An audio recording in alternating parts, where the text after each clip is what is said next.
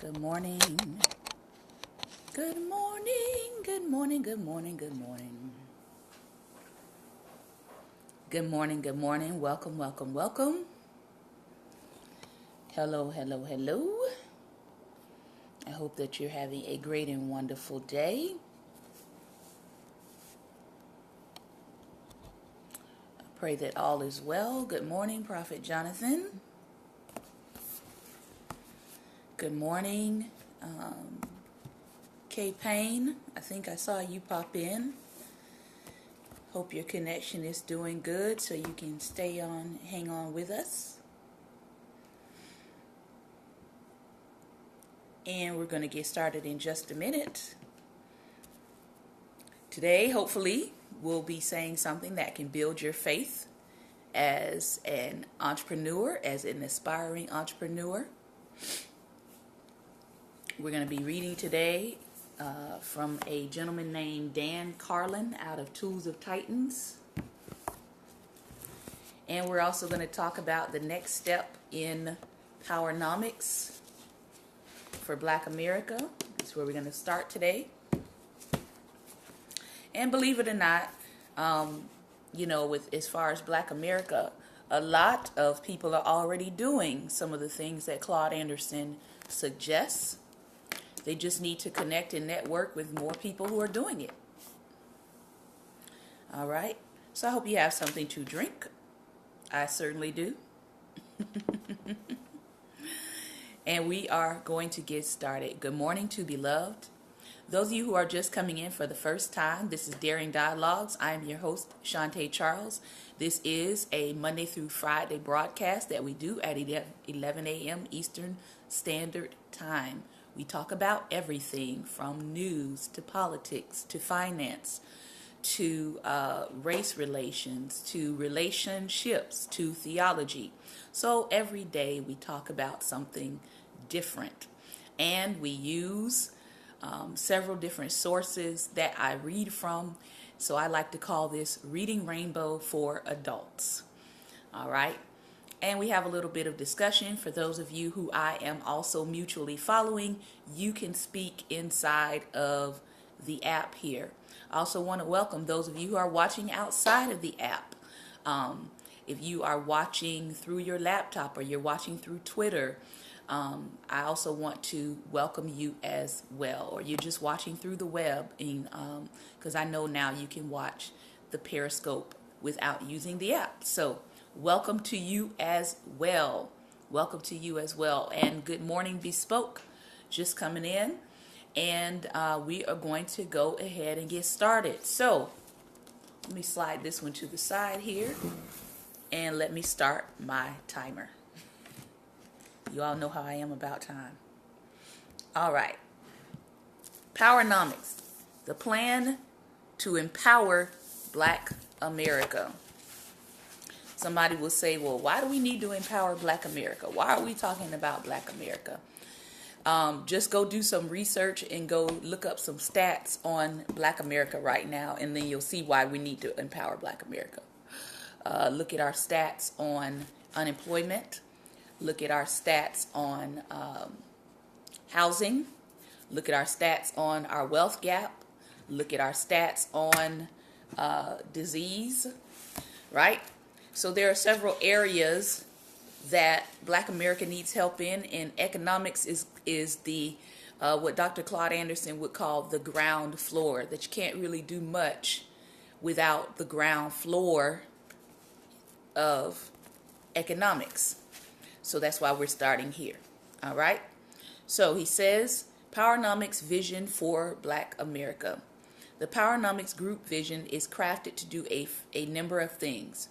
First, it is called a Powernomics vision to lock into Black America's mind a concept that defines the solution for our racial predicament. We need economic power. This newly coined phrase and vision will keep us from wandering back into the pursuit of limited social goals. Secondly, this vision is very specific. It tells us what we are seeking: political and economic self-sufficiency and competitiveness.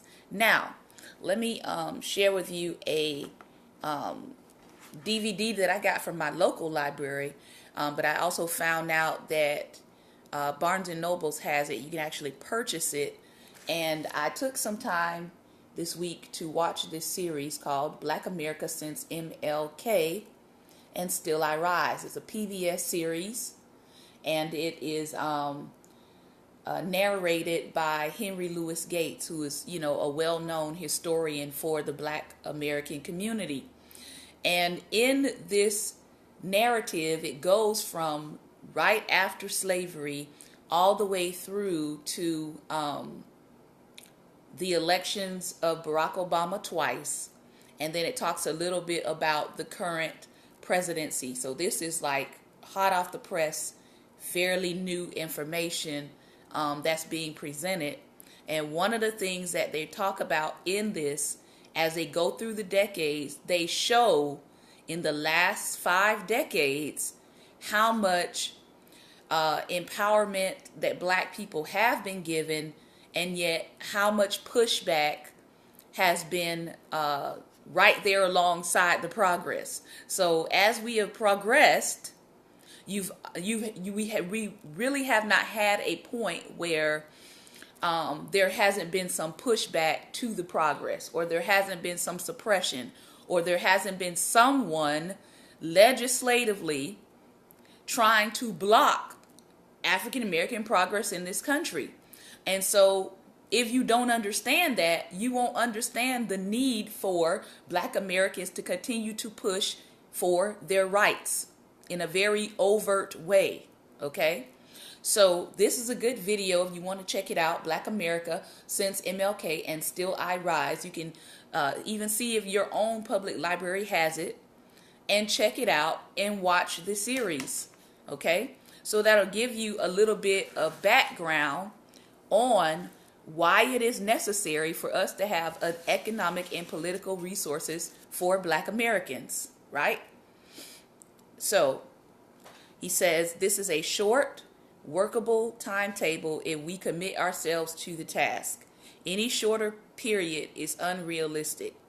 Any longer period, and we would be much too far into a permanent underclass status for any actions to make a real difference. So at the time of this writing, he wrote this in the mid-90s, and he was giving a specific date that this plan needed to be enacted in order for Black people to not find themselves in a permanent underclass position.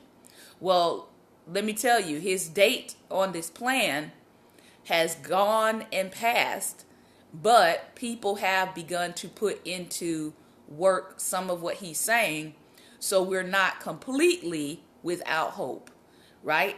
But there is a chance that if Black America does not seize the day, so to speak, and become more conscious as a whole as to what needs to happen economically and politically for Black America, we can find ourselves as a permanent underclass in a country that did not have a plan for us in the first place. Please understand this. America never had a plan for Black America in the first place. The only plan America had for Black America in the beginning was for you to be a commodity. So when our ancestors were set free, we became known as the problem, or the Negro problem. In other words, what do we do with the commodity that we created that we can no longer utilize as a commodity? We now have to give these people full citizenship rights. We now have to recognize them as human beings and not as property to be notated alongside our cotton and our corn and our tobacco. So it wasn't just a mental shift for Black America, It wasn't just a mental shift for Black America. It was a mental shift also for white America, who had only seen Black people as subhuman and subservient to their needs. So in a lot of their minds, you were only created to function in their life as a commodity and a product and something that was created to serve them. Unfortunately, here it is almost 400 years later, and we still have people in this country with that mindset. 400 years later. All right. So he says the Powernomics vision is offered as a beginning point, but Black America is free to use it as a guide and build on it as needed.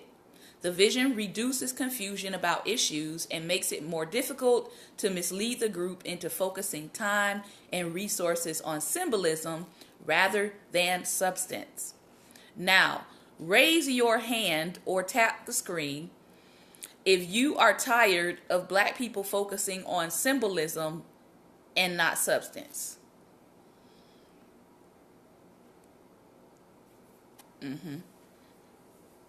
I don't need any more symbols. I don't need any more symbols of success. I need to know. I need to know what tangible things can be done to help Black America. If you don't have any tangible plans, because I'm spending my time writing my representatives, what are your tangible plans to help Black America? If you can't give me any tangible plans, I'm not voting for you. And as a matter of fact, when I get your response and there's no tangible plans, I'm going to make sure that the people I'm connected to in my community know that you don't have a tangible plan. And so 2018, we won't be voting for you because you don't have a tangible plan. All right. He says the Powernomics vision, founded on an empowerment culture, prioritizes and directs our energy and resources into activities that result in Black people becoming more self-sufficient and competitive. More self-sufficient and competitive. One of the things that I am noticing about Black business is, I think Dr. Anderson talked about it, we talked about it last time, is the need to create businesses around resources that we will need to survive, right? So that would include food, that would include energy, that would include water, food, and energy, such as starting a grocery store, right? And so what I've been doing is I've been trying to find out who is starting a grocery store. And I actually have some information on our Facebook page. If you take a look at the Facebook page, Daring Dialogues, you'll see some of the articles there. There are lots of other different things on there, but I try to point out who has a new business, who's starting a business in certain areas, so that if you want to contact that person or you want to get more information on them, to find out how can you help them fund that vision. How can you sow into something that Black America needs regardless of where it's located? We need food, right? Everybody talks about this specific concept called the food desert. What does that mean? It means that there aren't enough stores that provide groceries, fresh fruit, fresh vegetables, etc. to a community. For example, in my community, I can go within a 1 mile radius and I believe I can find at least 4 or 5 different grocery stores. You go into some Black communities, there's no grocery store in the community. Usually it's maybe 1 or 2 corner stores, right, that have sky high prices. And so even if a family lives in that community and maybe they are receiving some form of governmental assistance, their dollar is not going as far as someone who has access to maybe 4 or 5 grocery stores that compete for your money. Therefore, the prices are not sky high. If you're living in the hood and your only access to food is the corner grocery store, guess what? Your loaf of bread or my loaf of bread that might cost me $2 in the grocery store might cost, that same loaf of bread might cost you $4 at the corner store. And they can do that based on a couple of things, but the number one reason why they can do that is because there's no competition in your neighborhood. There's no other stores competing for your dollar. So That's something to think about. Looking around and seeing what kind of businesses are there that I can invest in that have to do with basic life survival products that we all need. Everybody needs food. Everybody needs access to fresh food, organic food, healthy food, right? Because then if we don't, you have the other end of the spectrum where stores will come in that maybe have almost like a warehouse type of products that they offer, and the quality of food is not that good, or it's a lot of what they call your canned goods and your box goods. So you still have a lesser quality and lesser variety of things that are being offered to you, if that makes any sense. Here's another one. We can also look for companies to invest in. I know I put on my page, I was trying to find the article for it, but there is a new media company that has started selling shares. They're selling shares, I believe, for $1 a share, and they want you to get at least 1,000 shares. So wait, maybe you're the person that's saying, well, I don't have $1,000 right now to invest. Well, do you have 10 people in your family that each can have $100 to invest? Right? Or do you have, so there's ways that you can get around maybe not having all of the funds. You can talk to people in your family and say, hey, this company over here right now, I think it's only going to be the second black-owned media company.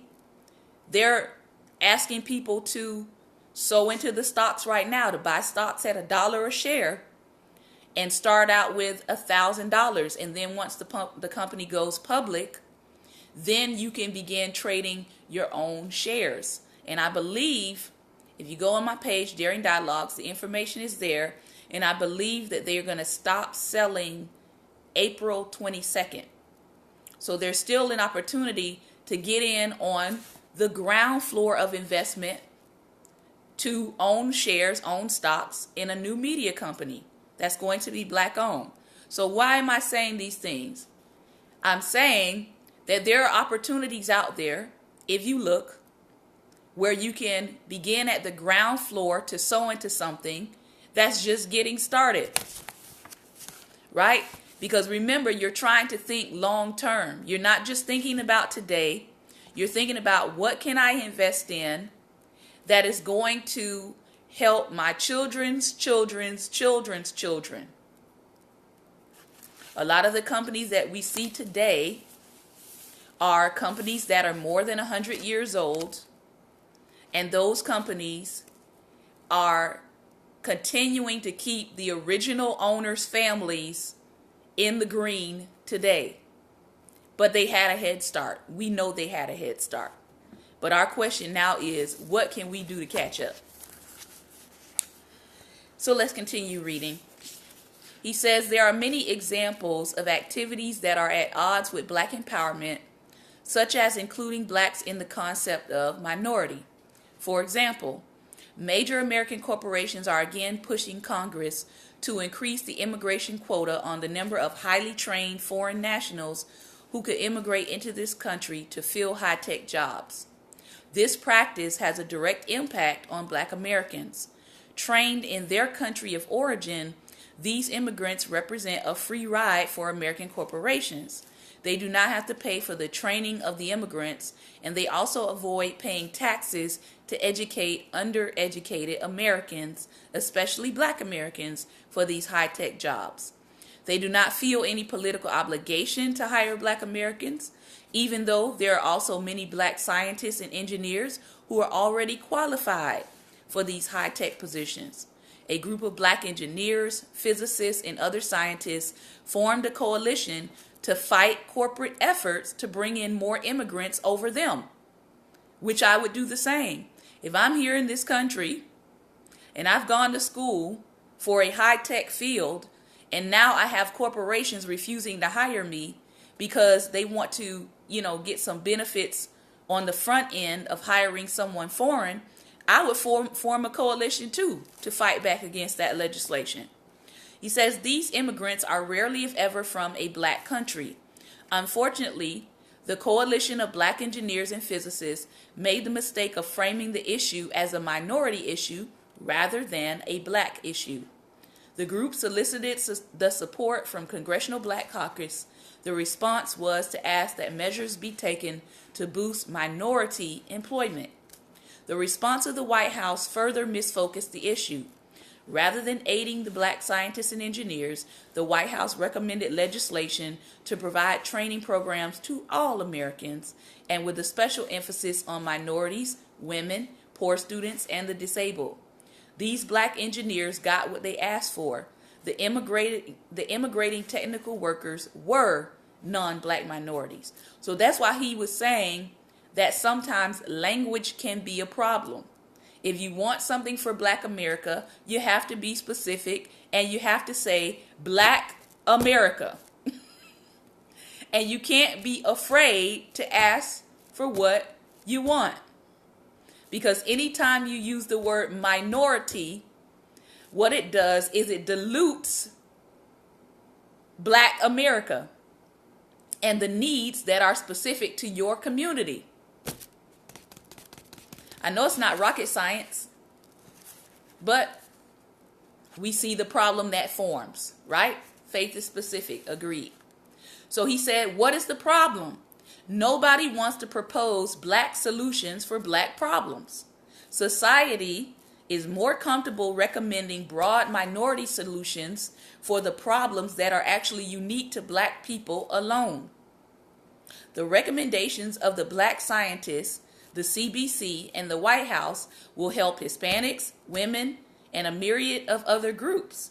But no one will help the black scientists who actually raised the issue. Hispanics and all of the imported foreign workers will be direct competitors to blacks because of their minority status. Requesting assistance for minorities is actually requesting assistance for competing groups. The solution fashioned did not solve the problem of black scientists not being able to get jobs in their field.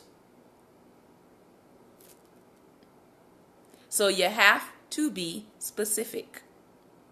And you can't be afraid to say, these are problems specific to my people group. Here's an example. My indigenous side, right? Everybody heard of No Dapple, right? No Dapple, DAPL. Tap the screen if you've heard the words No Dapple, or you've seen the hashtag No Dapple, DAPL, or you've seen the hashtag Water is Life. You've seen either one of those hashtags. Okay, you haven't. If you were on Facebook at the end of last year going into this new year, they were talking specifically about the Dakota Access Pipeline. Now does everybody understand what I'm talking about? Tap the screen if you heard about the Dakota Access Pipeline, or No Dapple, DAPL. All right? What happened in that instance? The Native Americans were saying, do not put this pipeline through our sacred grounds. These grounds are sacred not just to one particular group of Native Americans, but they're one of the most sacred sites in the country to all Native Americans, right? And there was the different companies were trying to drill through this sacred ground. They still are. They've actually gone ahead of it with it because we now have a president that overturned all their hard work.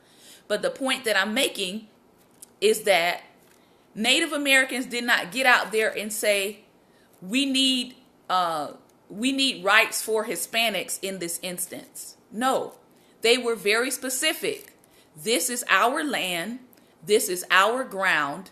These oil companies chose to not drill through another community because that all white community stood up and said, you're not driving a pipeline through our community. So they decided, Well, let's drive it through the Native American land. So the Native Americans stood up for their rights that were particular to them.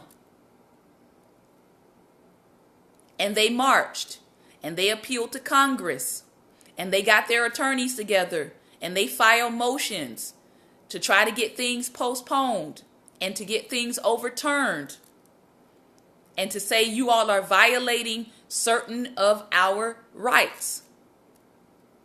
They did not get out there and say Black Power. They did not get out there and say Black Lives Matter. They focused on the issue that was specific to them. And as they did that, they got the entire country involved in their cause. Not one time did I hear anybody say, oh, the Native Americans don't need to be out there. The Native Americans don't need to be marching for their rights. The Native Americans don't need to be camped outside in freezing weather, protesting peacefully. Nobody said that to the Native Americans. Also, here's what the Native Americans didn't do. The Native Americans didn't go out there and say, well, we're the feminist Native Americans, so we're going to be over here doing this. And we're the Black Native Americans, so we're going to be over here doing this. And we're the gay Native Americans, so we're going to be over here doing this. And we're the Christian Native Americans, so we're going to be over here doing this. And we're the Native Americans who stick to our ancestral ritual, so we're going to be over here doing this. No. They all came together under one banner, and that was indigenous tribes, period. We don't care if you male, we don't care if you gay, we don't care if we don't have the same faith beliefs. They said this is a problem that supersedes all the other subcategories that you are in. And this is one thing that Black America still doesn't get. And it's 2017.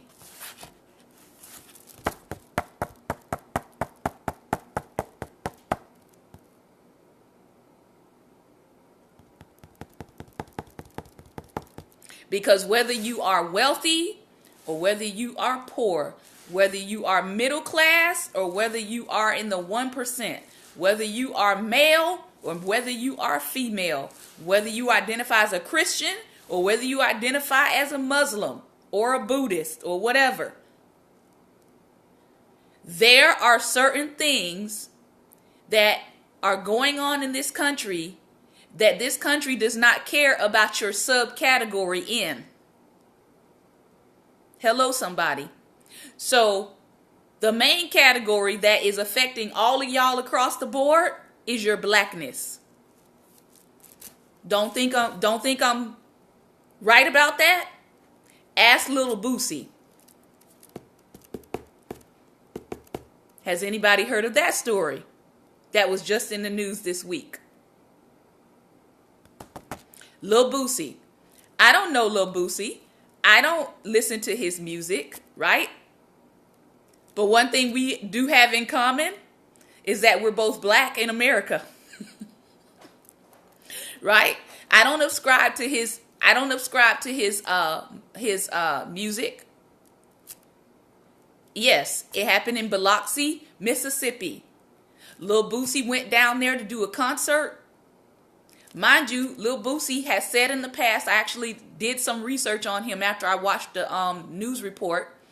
Lil Boosie has said in the past that Black Americans are the worst racial group of people in America. All right?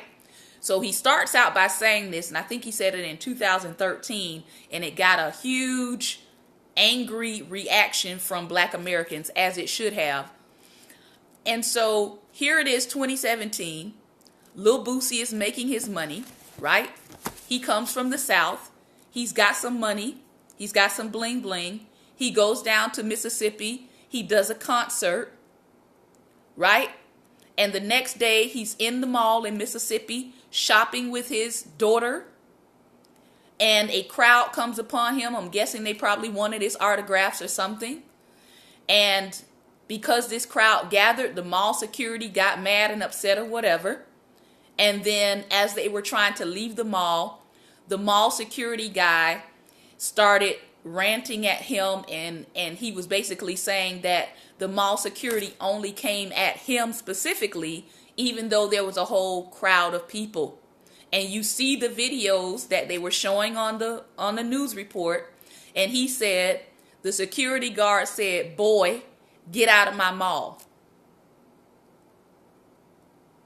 But as he was talking to him, you can see in the video where the security guard is backing them back up into the store that they were trying to leave. And then the security guard, with a police officer standing right next to him, pulls out pepper spray and pepper sprays him and his entourage like they're roaches. Ladies and gentlemen, that's not a money problem. Just want to make you aware. All right. So I think after that happened, he said they left the mall. They stopped them outside of the mall, and some of his entourage was arrested for getting into an altercation with the actual security guard. And in that process, he had jewelry in his car to the tune of $1 million or something like that. And they took the jewelry. The officers or whatever took the jewelry out of his car. Well, after that, they gave him the runaround.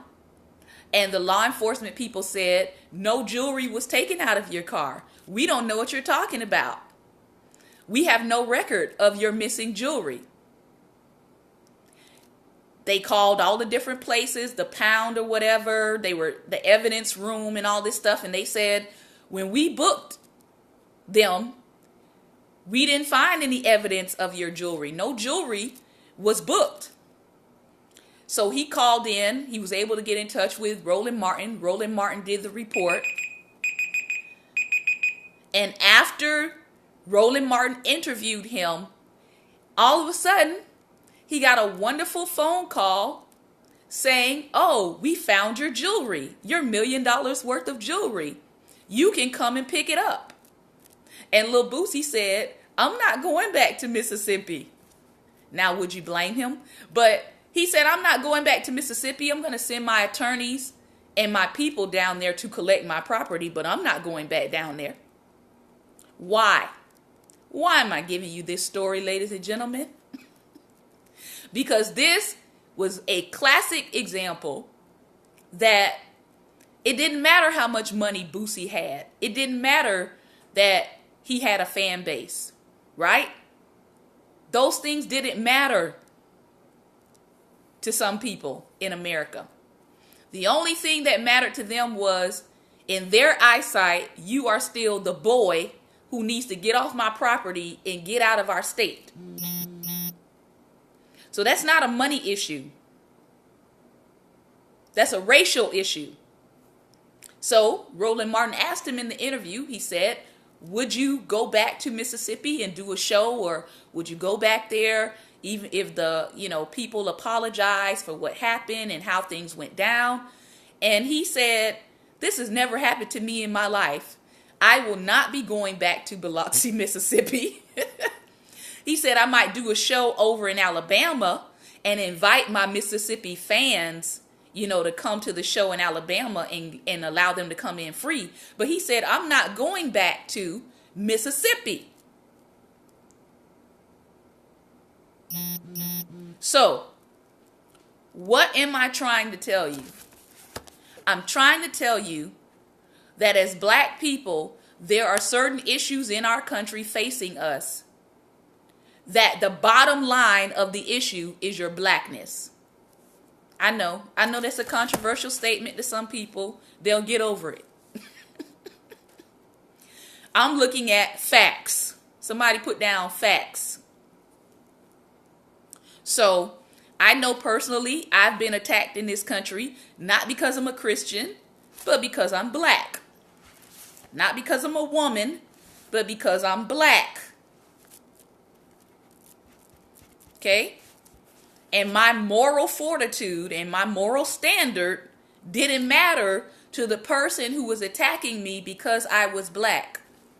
My money didn't matter to them. My education didn't matter to them. My faith didn't matter to them. What mattered to them was, you are black, and there is a certain perception that I have about black people. Therefore, I'm going to treat you in regards to that perception. And so this is something I try to help my white Christian and brothers understand, because they don't seem to get it. They think, well, if you're a good person or if you're a moral person, then you shouldn't be going through these things, right? You shouldn't be experiencing this form of discrimination. In a perfect world, that would be true. We don't live in a perfect world. So, in that respect, right, we call on white Christians to hear what black Christians are trying to tell you about their experience in America. Sometimes we get heard, sometimes we get ignored. And they say, praise the Lord, brother. Praise the Lord, sister. We're going to just keep on ignoring the fact that you're treated differently. Even though you're a fellow Christian, you're treated differently because of the color of your skin. But we're going to ignore what you're telling us. Just had it happen this week. So, I can't wait for you to figure it out, that there are certain sects of this society that's discriminating against me, not based on my faith, but based on the color of my skin. So I've got to help myself and empower myself and empower my people group, regardless if you think what you think about that. All right. So that being said, we're going to stop there in Powernomics, and we're going to come back with part 2. And we're going to look at tools of titans. I hope I've said something for you that was helpful in this part of our broadcast. I'm going to ask, if you are a black American, you definitely want to invest in this book by Dr. Claude Anderson, Powernomics, the Plan, National Plan to Empower Black America. We'll be back in 30 seconds. We're going to go to a break, and hopefully you can join us for part 2. And jump right back into the conversation. Take care and talk to you shortly.